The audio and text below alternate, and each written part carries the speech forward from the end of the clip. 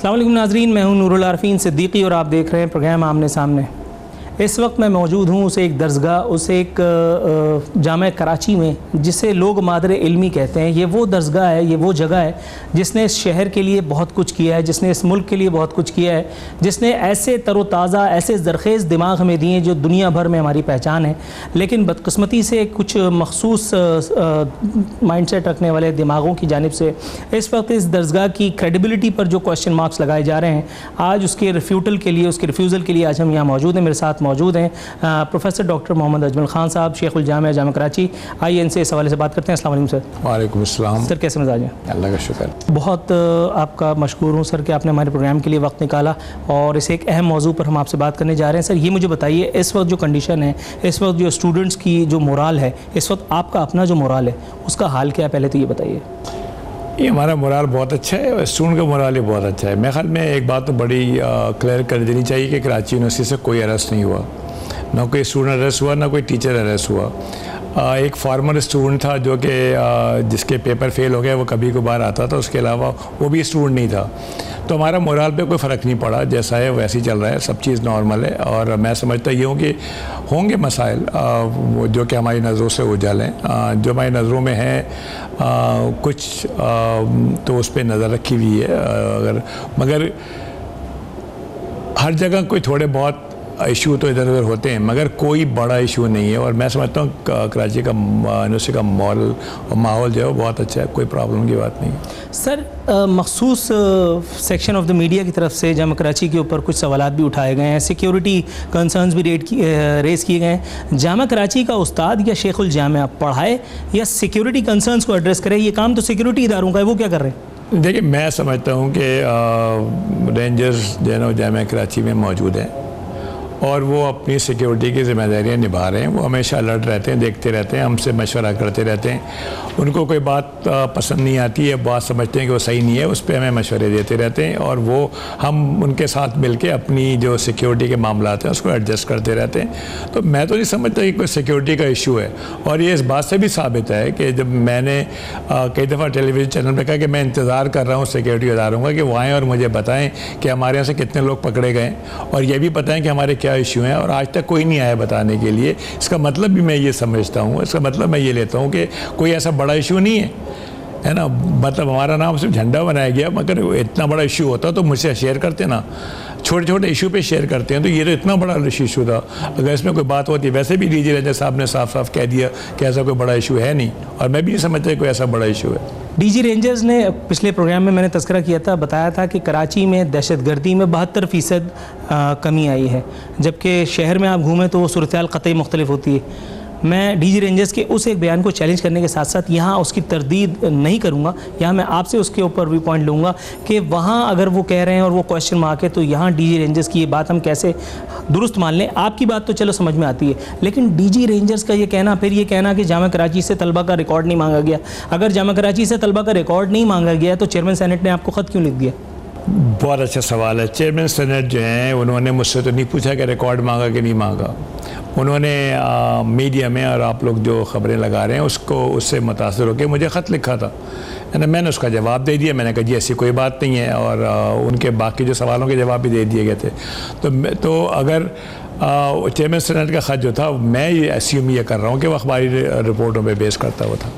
Sir, आपने कहा कि सिक्योरिटी इदारों से ताउन करेंगे, तलबा का डाटा किसी को नहीं दिया जाएगा, तलबा के रिकॉर्ड की चेकिंग और क्लियरेंस के लिए मुतल्लका थाने से सर्टिफिकेट जमा कराने के हवाले से कोई फ़ैसला नहीं किया गया। हमारे यहाँ की पुलिस इन्वर्टेड कॉमर्स में जितनी इफ़िशेंट है, उसको खाने कमाने के लिए अगर ये एक दरवाज़ा भी खोल दिया जाता तो आप समझ सकते हैं कि इस वक्त यहाँ यूनिवर्सिटी में एडमिशन के लिए आने वाले स्टूडेंट्स के साथ पुलिस क्या क्या कुछ करती। नहीं, एब्सोल्युटली ये प्रॉब्लम है। थाने लेवल पे प्रॉब्लम होगा जब वो सिक्योरिटी लेने जाएंगे। और मैं सिस्टम को चैलेंज नहीं कर रहा, मगर हमारे तमाम सिस्टम इस मुल्क के सब कंप्रोमाइज़ हो सकते हैं, ठीक है। तो वो तरीका ही सही नहीं है, मगर अभी हम डिस्कशन डिबेट करेंगे और फैसला करेंगे। अगर मैं ये समझता हूँ कि अगर कोई यूनिवर्सिटी में दाखिला ले रहा है, मुझे यकीन है कि तमाम सिक्योरिटी एजेंसियाँ इंक्लूडिंग रेंजर्स उन पर नज़र रखे हुए हैं ना। उन्हें पता है कि जो है ना वो यहाँ पे कौन मना सही लोग नहीं है और कौन किसी एक्टिविटी में इन्वॉल्व है। और आजकल तो बड़ा आसान है ना, वो जो जो भी एडमिशन ले रहा है उसका नाम जब लगता है उस पर तो उसका आईडी कार्ड नंबर भी साथ में लगता है। अब क्या रह गया इन्फॉर्मेशन देने को? तो हमें इन्फॉर्मेशन देने की कोई ज़रूरत नहीं है और नहीं हम देंगे, राइट। जब हम उनकी लिस्ट लगाएंगे वो लिस्ट काफ़ी है लोगों को इन्फॉर्मेशन देने के लिए कि कौन एडमिशन ले रहा है कौन नहीं ले रहा, और लिस्ट हमेशा पब्लिक होती है। सर, आपने कहा कि सिक्योरिटी की जिम्मेदारी यूनिवर्सिटी इंतज़ामिया और असातिज़ा की नहीं बल्कि सिक्योरिटी इदारों के लिए है। असातिज़ा का काम दर्स व तदरीस करना है। एक या दो तलबा की वजह से जामिया कराची को बदनाम करना दुरुस्त नहीं। अगर कोई सेक्शन ऑफ द मीडिया महज रेटिंग के हुसूल के लिए, महज अपनी पब्लिकेशंस को इन्हांस करने के लिए ये एक हरकत, ऑब्जेक्शनेबल हरकत करे, तो शेखुल जामिया उसकी दिमागी हालत की बेहतरी के लिए क्या नसीहत करेंगे? नहीं, देखें, मैं फ्री मीडिया का हामी हूँ हमेशा से, और पाकिस्तान में फ्री मीडिया नया नया आया है। अभी अब आप कहें कि उसको तो 10-15 साल हो गए, मगर अभी भी नया है। सोसाइटी जो है ना वो ग्रेजुअली तरक्की करती है, ग्रेजुअली आगे जाती है। जब आप कोई नया काम करना शुरू करते हैं तो शौक़ में बहुत सारी बातें करते हैं और गलतियां करते हैं, उसी गलतियों से सीखते हैं। तो मैं हरगिज़ ये नहीं चाहूँगा कि कोई लॉ बना दिया जाए, किसी का दाखिला बंद कर दिया जाए। मैं ये समझता हूँ कि ये प्रैक्टिस जारी रहेगी तो हमारे मीडिया के लोग पढ़े लिखे समझदार लोग हैं, एक दफ़ा वो इस नतीजे पर पहुँचेंगे क्या काम करना चाहिए और क्या काम नहीं करना चाहिए। तो मैं जजमेंट पास करने का आदी नहीं हूँ। मैं तो ये समझता हूँ कि वक्त खुद सिखाएगा, प्रैक्टिस खुद सिखाएगी। मैं समझता हूँ पाकिस्तान में मीडिया की आज़ादी ये बहुत बड़ा कदम है और बड़ा फॉरवर्ड लुकिंग कदम है। मैंने बहुत सारे मुल्कों का दौरा किया है, ख़ासतौर इस्लामी मुल्कों का, कहीं पर भी इसका शेड भी नहीं मिलता। आज हम इंतहाई कॉन्फिडेंस से बैठ के टेलीविज़न पे वो कुछ कहते हैं अपने हुक्मरानों को जो कोई नहीं कह सकता। ये सारा कुछ एक सेहतमंद माहौल की निशानदेही है। लोग गलतियाँ करेंगे, लोग गलत बातें करेंगे, इसलिए करेंगे कि अभी उनको सही मानों में ओपन और इंडिपेंडेंट मीडिया का कल्चर सिंक इन नहीं हुआ। हो रहा है ग्रेजुअली, होपफुली हो जाएगा बहुत जल्दी। It will take another 10-20 years. मगर मैं तनकीद नहीं कर रहा किसी को, मैं ये कह रहा हूँ कि कुछ लोग ज़्यादा एम्बिशियस होते हैं, कुछ कम एम्बिशियस होते हैं। आपने वाली रिवायती वसत नज़री का, वसत कल्बी का मुजाहरा किया सर, वरना मैं तो इसको बड़ा सीरियसली लेता हूँ। ये मुझे बताइए सर, वफाकी वज़ीर दाखिला ने अभी कराची का दौरा भी किया और फरमाते हैं कि हमें दहशतगर्दी करने वाले और पुलिस को मारने वाले नौजवान नहीं चाहिए, हमें नोबल इनाम जीतने वाले नौजवानों की ज़रूरत है। 18 से 20 साल के नौजवान को जब हम ये बताएंगे कि मुल्क में सब चोर हैं तो वो इंतहा पसंदों की तरफ राग़िब क्यों नहीं होगा? ये तस्वीर का एक रुख है। और दूसरी तरफ वो एक इदारा है जो उन नौजवानों की दर्स व तदरीस का फरीज़ा कई सालों से अंजाम दे रहा है, और उसकी हालत ये है कि शेखुल जामिया कहते हैं कि यहाँ HEC की जानिब से हमें सिर्फ 13 करोड़ रुपए माहाना मिलते हैं, जबकि हमारी तनख्वाहों की मद में 23 करोड़ रुपए खर्च हो जाते हैं। बाकी 10 करोड़ रुपए का इंतज़ाम हमें खुद करना पड़ता है। वफाकी वज़ीर दाखिला ये बयान देने से पहले, मैं आपसे नहीं कहता कि कोई सख्त जुमला इस्तेमाल कीजिए, वो सख्ती तो मेरी तरफ छोड़ दीजिए, वफाकी वज़ीर दाखिला ये नसीहत, ये पंदो नसा करने से पहले ये सब क्यों नहीं देखते?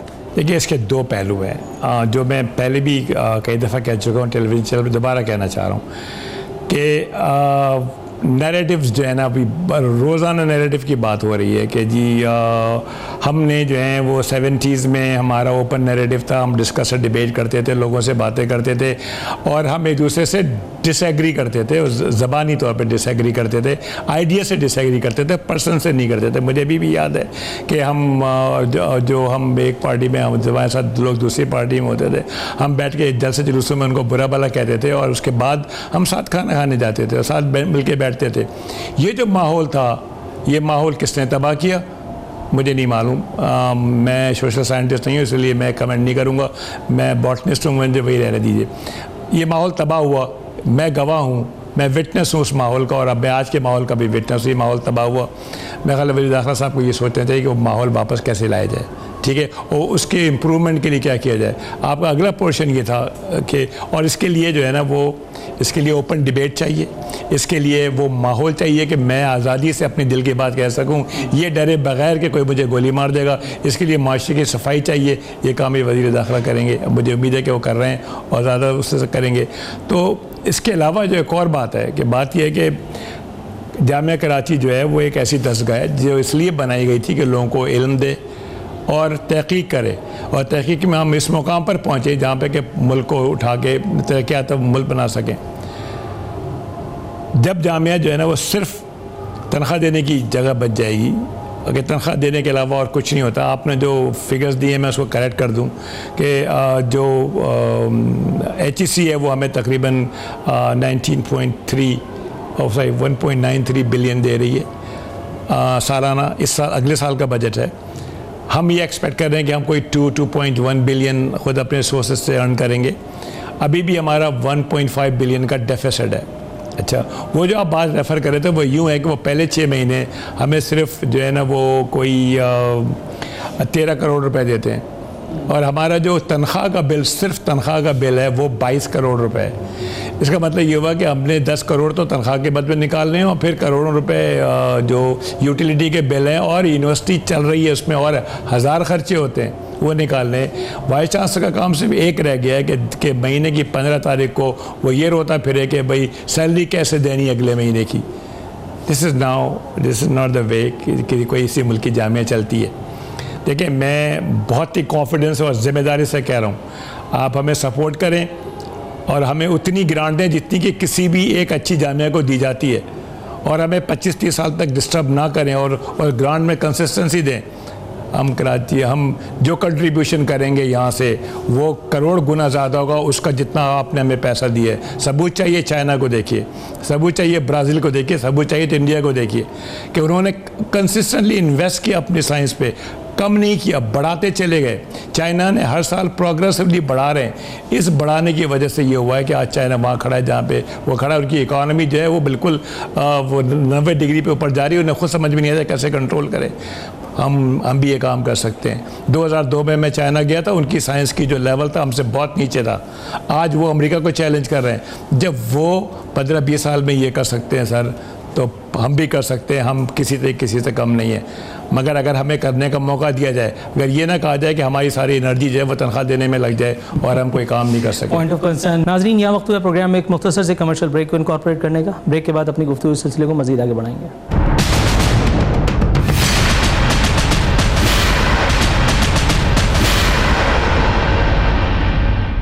वेलकम बैक नाज़रीन। इस वक्त हमारे साथ मौजूद है अंजुमन असातिज़ा जामिया कराची के सदर जनाब डॉक्टर शकील फारूकी साहब। अस्सलाम वालेकुम सर। वालेकुम अस्सलाम। कैसे मजाज है? अल्हम्दुलिल्लाह। शकील साहब, सर अभी वाइस चांसलर साहब से गुफ्तगू हुई। जामिया कराची को इस वक्त जो उनकी क्रेडिबिलिटी के ऊपर जो सवालिया निशान लगाया गया है, इस इशू को किस तरह से एड्रेस किया जाए, और ये सवालिया निशान जिन सेगमेंट्स ने लगाया है, आपके ख्याल में वो क्या हासिल करना चाह रहे हैं? देखिए साहब, नज़र ये आता है कि जिन लोगों ने इस तरह का प्रोपेगेंडा करने की कोशिश की है कि मुल्क की जो सबसे बड़ी जामिया है या इस सतह की जो जामियात हैं उनमें खुदा न खास्ता दहशतगर्दी का रुझान जो है वो परवान चढ़ रहा है, तो सच्ची बात यह है कि इन लोगों को जामिया क्या चीज़ होती है, यूनिवर्सिटी क्या चीज़ होती है, उसका कोई शऊर नहीं है, कोई तसव्वुर नहीं है। यूनिवर्सिटीज़ में बिलुमूम बड़ा इनलाइटनिंग माहौल होता है, बड़ा ओपन डायलॉग होता है, लोग अपने ख़यालात का इज़हार करते हैं, मुबाहिस होते हैं, डिबेट्स होती हैं, आर्ग्यूमेंट्स होते हैं, और बड़ी मॉडर्न तालीम होती है। यहाँ पे फ़िज़िक्स पढ़ाई जा रही है, केमिस्ट्री पढ़ाई जा रही है, जेनेटिक्स पढ़ाई जा रही है। यहाँ लोगों के पास इतना वक्त होता नहीं कि वो अपनी एंगर निकालें या वो ऐसे मौज़ूआत पर बात करें जिसमें कोई इंतकामी कार्रवाई हो। अच्छा सर, पता कलामी की इजाज़त दीजिए, ये मुझे बताइए, मैं आज से 15 साल पहले, 10 साल पहले, 5 साल पहले यूनिवर्सिटी से पास आउट हो गया। उसके बाद मेरे करतूत की जिम्मेदार कराची यूनिवर्सिटी कैसे है, या कोई एक ऐसा आदमी जो रिटायर हो चुका अपनी सर्विसेज यूनिवर्सिटी को देने के बाद, अब अगर उसके घर में कोई एक काली भेड़ मौजूद है, उसकी जिम्मेदारी कराची यूनिवर्सिटी में थोपना कैसा? देखिए, सीधी सी बात यह है कि कराची यूनिवर्सिटी में जब एक तालिब इल्म दाखिल होता है तो वो हाई स्कूल करके निकल के यूनिवर्सिटी में आता है। तरबियत जो है वो यूनिवर्सिटीज़ में नहीं होती, तरबियत होती है घर में। जिस माहौल में वो रह रहा होता है, अपने दिन रात गुजार रहा होता है, वहाँ से वो एक माइंडसेट लेकर आता है। यूनिवर्सिटी में आके बहुत से लोगों का दम घुटने लगता है। यहाँ ये होता है कि हमारे पास हज़ारों एडमिशन्स होते हैं और बेशुमार लोग जो हैं वो यूनिवर्सिटी के माहौल से मुताबिकत नहीं पैदा कर सकते, वो ड्रॉप आउट हो जाते हैं। और ये जो एक आइसोलेटेड केस हुआ है, ये भी टिपिकल वही केस है कि एक तालिब इल्म यूनिवर्सिटी में आया, यूनिवर्सिटी की पढ़ाई की जो सख्तियाँ हैं उसको झेल नहीं सका, बर्दाश्त नहीं कर सका, वो ड्रॉप आउट हो गया। यकीन वो ड्रॉप आउट इसीलिए हुआ होगा कि उसका जहन यूनिवर्सिटी से मुताबिकत में नहीं था। तो यूनिवर्सिटी को तो इस बात का क्रेडिट देना चाहिए कि वो बयान मेरे साथ मौजूद है। आप फरमाते हैं दहशतगर्दी के इल्ज़ाम से जामिया कराची की साख को कोई ख़तरा नहीं, बैरून मुल्क गए हुए या जल्द जाने वाले तलबा को मसाइल का सामना नहीं। सर, दहशतगर्दी के इल्ज़ामात अगर किसी शख्स किसी इदारे पर भी लगा दिए जाएं तो एक बड़ा एम्बार्गो, एक बड़ा सवालिया निशान बहरहाल उसके ऊपर सख्त हो जाता है। कैसे मुमकिन है कि कराची यूनिवर्सिटी की साख मुतासिर ना हो वेस्टेड इंटरेस्ट की लालच में किए गए उस अमल से ही कि जो कराची यूनिवर्सिटी के साथ जो मखासमाना रवैया चाहे वो मीडिया के किसी सेगमेंट ने किया हो उससे मुतासिर ना हो। देखिए, बाज़ ना आक़िबत अंदेश लोग इस तरह की कोशिश तो ज़रूर कर रहे हैं, लेकिन आपको याद होगा चंद सालों पहले कराची के साहिल के करीब ऑयल का एक जहाज़ उलट गया था। समंदर का सीना इतना वसी होता है और उसकी गहराई इतनी अमीक होती है कि छोटे मोटे स्प्लिट जो हैं ये कुछ उसका बिगाड़ नहीं सकते। आखिरकार ये लहरों के साथ बह जाएंगे, समंदर की तह में डूब जाएंगे। जामिया कराची इतनी बड़ी यूनिवर्सिटी है, इतनी पुरानी यूनिवर्सिटी है, इतनी तारीख़ी यूनिवर्सिटी है, 30,000 से ज़्यादा तलबा और तालबात जिनमें अक्सरियत तालबात की है। इस तरह के इल्ज़ाम जामिया कराची का कुछ बिगाड़ने नहीं जा रहे। जामिया कराची के नाम पर कोई असर नहीं पड़ेगा। तरक्की याफ्ता ममालिक में, अमेरिका में यूनिवर्सिटीज़ में ऐसे केसेस हुए हैं, लेकिन क्या हुआ? एक केस हुआ, सब ने उसकी मजम्मत की, जो हुआ वो बुरा हुआ, वो गलत हुआ। और ये सिस्टम की कामयाबी है कि सिस्टम ने ऐसे वाक़यात की गिरफ्त की। हाँ, अगर हम गिरफ्त करने में नाकाम रहें, चीज़ें बढ़ती चली जाएं, तो फिर फ़िक्र की बात है। आप जामिया कराची का माहौल देख रहे हैं, आप तलबा और तालबात को देख रहे हैं। जामिया कराची की ज़िंदगी पर कोई असर नहीं पड़ा। अगर एक तालिब इल्म 7-8 साल पहले जामिया से नाकाम होके चला गया और कहीं किसी शक में वो पकड़ा गया जो अभी इल्ज़ाम है, और उस इल्ज़ाम को साबित होने के लिए तफ्तीश होगी, और कब जाके वो इल्ज़ाम साबित होगा या नहीं साबित होगा वो बात की कहानी है। लेकिन शायद कोई एक लॉबी, कोई एक तबका ऐसा है कि उसको बड़ी फ़िक्र हो गई। ठीक, जब मैं तालिब इल्म था पूरे पाकिस्तान में 19 यूनिवर्सिटीज़ थी। आज पूरे पाकिस्तान में 190 यूनिवर्सिटीज़ हैं, और माफ़ कीजिएगा उन 190 यूनिवर्सिटीज़ में से बेशतर यूनिवर्सिटीज़ ऐसी हैं जो एक कॉलेज की हद से आगे नहीं बढ़ सकी। नाज़रीन, इस वक्त हमारे साथ मौजूद हैं जामा कराची के security adviser doctor Mohammad Zubair साहब। खुशामदीद कहते हैं सर आपको अपने प्रोग्राम में। ये मुझे बताइए, इस वक्त जो जामा कराची के साथ मामलात हैं, इस वक्त जामा कराची में सिक्योरिटी के हवाले से जो पॉइंट्स रेज़ किए जा रहे हैं, किस हद तक मुश्किल है, कितना दुश्वार है ये आपके लिए कोप करना? अल्लाह का शुक्र है कि जामा कराची सिक्योरिटी के हवाले से मैं नहीं समझता कि कोई खुदा न खास्ता हमें कोई प्रॉब्लम है। हमारे पास अपने सिक्योरिटी गार्ड्स हैं, फिर इसके अलावा रेंजर्स हैं, और फिर वक्तन फ़वक्तन जो है हमारे पास पुलिस है। तो सिक्योरिटी के हवाले से हमारी सच जो है हमें कोई अल्लाह का शुक्र प्रॉब्लम नहीं है। और हमारा 24 घंटे जो है वो पेट्रोलिंग जो है वो जारी सारी रहती है। रेंजर्स की पेट्रोलिंग, हमारी अपनी सिक्योरिटी की पेट्रोलिंग, अल्हम्दुलिल्लाह के सब ठीक है। पिछले दिनों जो एक अंसार शरिया वाला मामला हुआ, उस एक मामले में आप क्या समझते हैं, मतलब जामा कराची किस हद तक उसको जो मुरद इल्ज़ाम ठहराया जा रहा है वो जस्टिफाइड है? क्योंकि जामिया में असातिज़ा का काम या इवन सिक्योरिटी एडवाइज़र का काम भी लोगों की तहकीक करना तो नहीं है। उसको ये तो नहीं पता कि कौन कहाँ किसके साथ उठ बैठ रहा है, किसका किस नेटवर्क के साथ मामला है। बिल्कुल ऐसे ही है।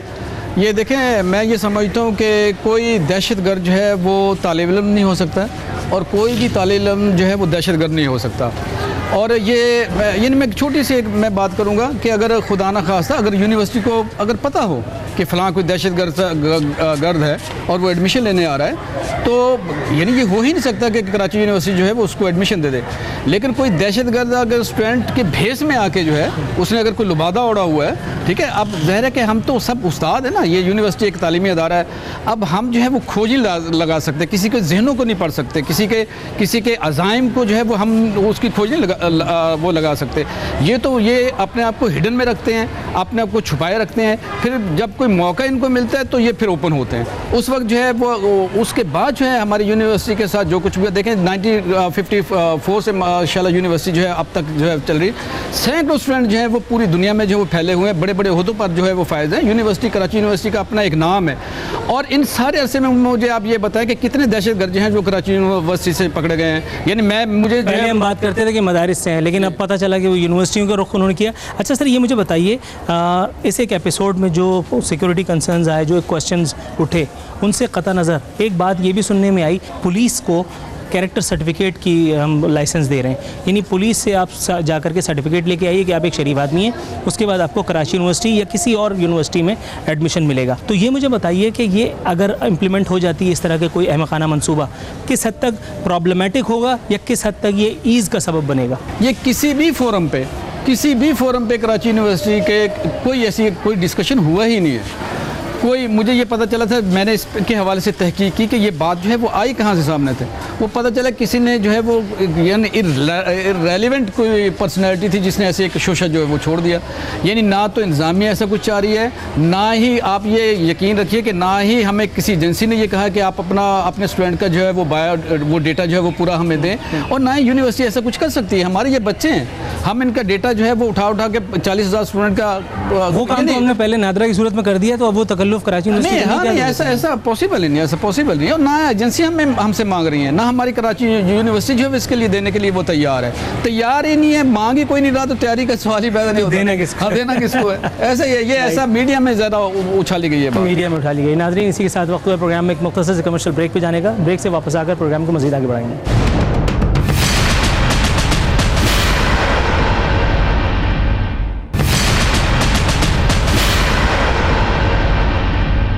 वेलकम बैक नाजरीन। प्रोग्राम के आखिरी हिस्से में मौजूद हैं कराची यूनिवर्सिटी के उन स्टूडेंट्स के साथ जिनके हवाले से कुछ सवाल उठाए जा रहे हैं। इनसे हम पूछते हैं कि ये उन एम्बार्गो से, ये उन क्वेश्चन मार्क्स से जो उठाए जा रहे हैं किस हद तक अग्री करते हैं। ये मुझे बताइएगा कि आप वो जो क्वेश्चन मार्क्स लगाए जा रहे हैं कराची यूनिवर्सिटी की क्रेडिबिलिटी पर, आप उससे अग्री करती हैं? ये जस्टिफाइड है? जी बिल्कुल भी जस्टिफाइड नहीं है, क्योंकि कराची यूनिवर्सिटी जो है वो कोई दहशतगर्द नहीं बना रही है। ये तो एक पहली दफ़ा, एक तो ये मैं बोलूँगी कि फ़र्स्ट टाइम ऐसा हुआ है कि कोई चीज़ हो गई हो कि यहाँ से कोई दहशतगर्द पकड़ लिया हो। यहाँ पे तो प्रॉपर मतलब और बहुत ही ज़्यादा अच्छी जो है हमें तालीम दी जा रही है, एजुकेशन बहुत ही ज़्यादा अच्छी है। और सबसे बड़ी बात कि वर्ल्ड वाइड जो है रिनाउंड हमारी यूनिवर्सिटी है कराची यूनिवर्सिटी यहाँ की। और मैं फार्मेसी की स्टूडेंट हूँ, और यहाँ पे जो है जो हमारा फार्मेसी है सबसे ज़्यादा पूरे पाकिस्तान में नहीं बल्कि पूरे दुनिया में जो है वो रिनाउंड इसकी डिग्री होती है। तो हम तो प्राउड करते हैं कि हम जो है कराची यूनिवर्सिटी के स्टूडेंट हैं।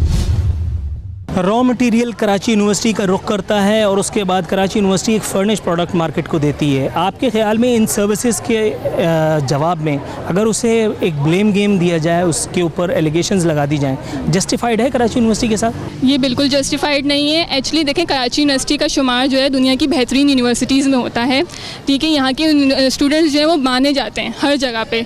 अब यहाँ पे अगर आप कराची यूनिवर्सिटी की बात ना करें, किसी भी यूनिवर्सिटी की बात करें, वहाँ पे सारे बाशऊर लोग होते हैं, ठीक है। वो अपना अच्छा और बुरा सब समझते हैं। अब अगर कोई इस तरह की चीज़ों में मुलविस होता है तो उसमें कराची यूनिवर्सिटी का कोई कसूर नहीं है, ठीक है। स्टूडेंट के अपने ऊपर भी होता है। आप अगर पढ़ रहे होते तो उसमें 50% जो आपका कंट्रीब्यूशन होता है वो टीचर्स का होता है, लेकिन 50% स्टूडेंट्स का भी होता है। सिर्फ आप यूनिवर्सिटी को ब्लेम नहीं कर सकते कि वो जो है आप यहाँ पे से दहशतगर्द पैदा कर रही है। अब कराची को तो वैसे भी सब कहते हैं कि लावारिस है, कराची को सब ये कहते हैं कि कोई इसको ओन नहीं करता। तो अब ब्लेम जो है वो होते होते कराची यूनिवर्सिटी तक भी आ चुका है। तो मैं इस बात को बिल्कुल भी नहीं मानूंगी कि यहाँ ये इतनी रिनोन्ड यूनिवर्सिटी जो है वो दहशतगर्द पैदा कर रही हो।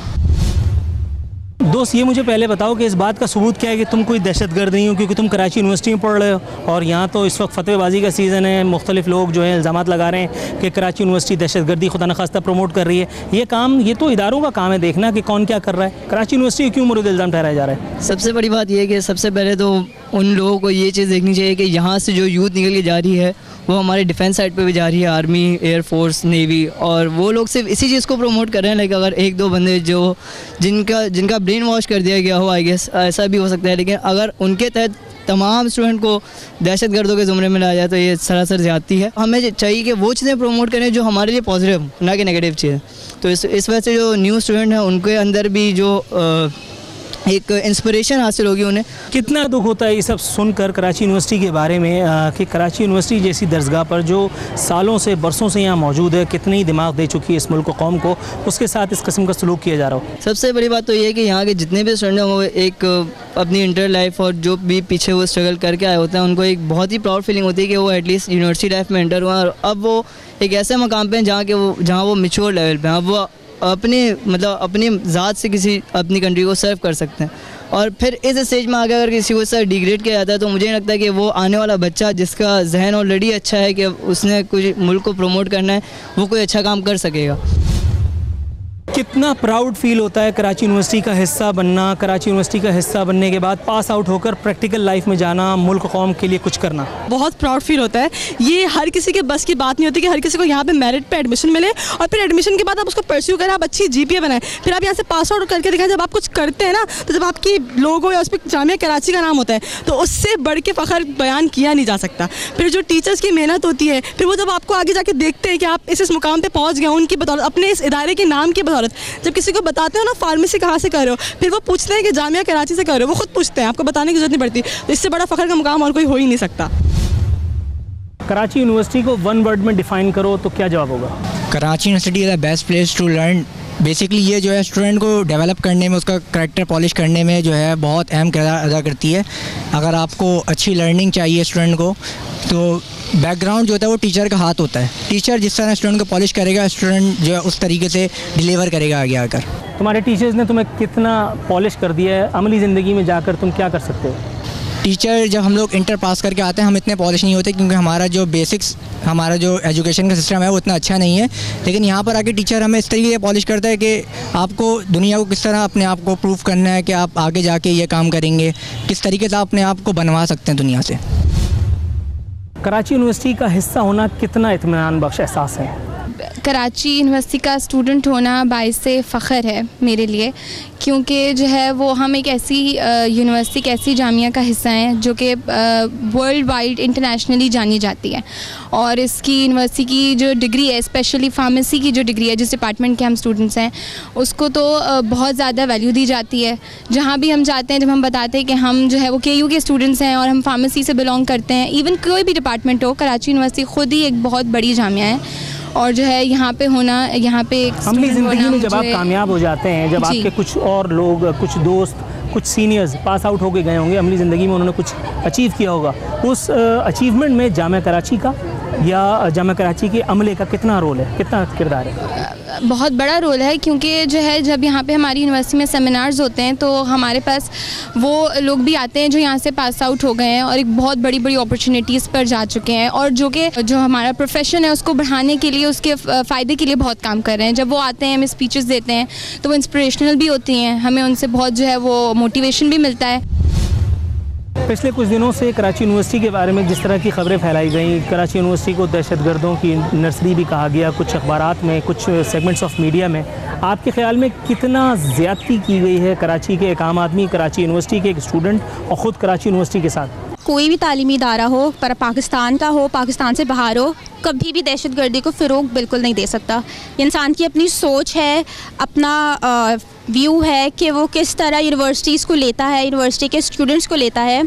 तो मैं ये कहना चाहूँगी कि ये बहुत ज़्यादा ज़्यादती है। ये सिर्फ ये कह देना कि यूनिवर्सिटी टेररिज्म को या टेररिस्ट को फ़रोग़ दे रही है, ये बिल्कुल गलत है, इसमें कोई सच्चाई नहीं है। मैं कराची यूनिवर्सिटी की स्टूडेंट हूँ, मुझे पता है मैं यहाँ से कितना सीखती हूँ। सुबह आने से पहले मुझे ही पता होता है कि मैं यहाँ से क्या क्या सीखूँगी। मैं ये बिल्कुल नहीं सोचती कि मैं कल एक टेररिस्ट होंगी या फिर मैं आगे जाके टेररिस्ट बनूंगी। मेरा शोबा फार्मेसी है। मैं हमेशा ये चाहूँगी कि ह्यूमन बीइंग या ह्यूमैनिटी को फ़रोग़ दूँ, ह्यूमैनिटी को सर्व करूँ आगे। मैं कभी ये नहीं सोचूंगी कि मैं आगे जाके टेररिस्ट बनूँ। वो एक इदारा, वो एक दरसगाह जिसने मुल्क को, शहर को हज़ारों सैकड़ों नाम दिए हों, बड़े दिमाग दिए हों, ज़रखेज़ लोग दिए हों। आपके ख़्याल में अगर मीडिया का कोई मखसूस सेगमेंट उसको मलाइन करने के लिए उसके ऊपर सवालिया निशान सब्त करता है, तो वो ज़्यादती नहीं है इस मुल्क को, कौम के साथ, इस दरसगाह के साथ, आपके और मेरे साथ? जी बिल्कुल ज़्यादती है, क्योंकि ये एक वो यूनिवर्सिटी है जिसमें ऑल द फील्ड्स कवर की जाती हैं, ऑल ओवर द फील्ड्स। और अगर कोई स्टूडेंट किसी एक जगह एडमिशन नहीं ले पाता है तो वो दूसरी फील्ड्स में भी ले सकता है। मतलब मल्टीपल फील्ड्स प्रोवाइड करी है यूनिवर्सिटी। एंड पर्सनली मैंने ये यहाँ पे आके पंक्चुअलिटी देखी है, एंड जो हमारे टीचर्स हैं वो प्रॉपर टाइमिंग पे क्लासेस लेते हैं और हमें प्रॉपर एजुकेशन प्रोवाइड कर रहे हैं। ऐसा कुछ भी नहीं है, it's just up to you कि आप खुद क्या करना चाहते हैं। जो इंसान खुद नहीं सीखना चाहता अच्छी चीज़ें, वो कभी नहीं सीख पाता। नाजरीन, ये था हमारा खिराज अक़ीदत उस एक दरसगाह को जिसे मादर इल्मी जामिया कराची कहा जाता है। प्रोग्राम आपको कैसे लगा हमें बताइएगा। इसी के साथ प्रोग्राम आमने सामने और नूरुल आरफीन सिद्दीकी को इजाज़त दीजिए। फ़ी अमानिल्लाह।